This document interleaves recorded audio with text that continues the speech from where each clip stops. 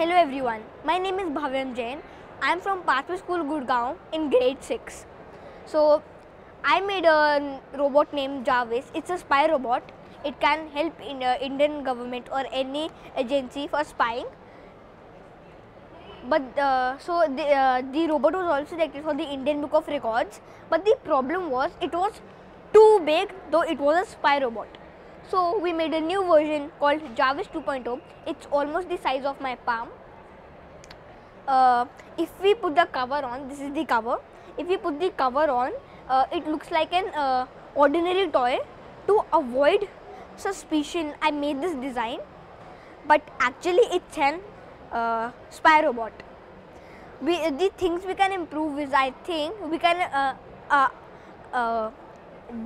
we can apply a hidden LCD. We can attach a hidden LCD to it. How will it help? This robot is made in India. With the help of this robot, the government will be able to get an idea of what is spy robot. With Jarvis 2.0, the government will be able to easily spy. Now I will show you the workings of the robot. So we can control this robot with internet or local server. Like many of the people would know that how to play an online computer game. So like with W it will go forward, backward, forward, left, right. Like we can play this like a computer game. And if we want to access the camera, this is the camera. Like if you want to access this, so see, this is the camera.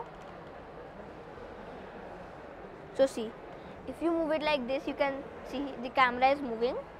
The camera has face recognition and body recognition. So for example, if this robot is in a room, it can detect how many people are in the room. So like if it's in a small hall, it can detect how many people are in the room. So I used Raspberry Pi 3.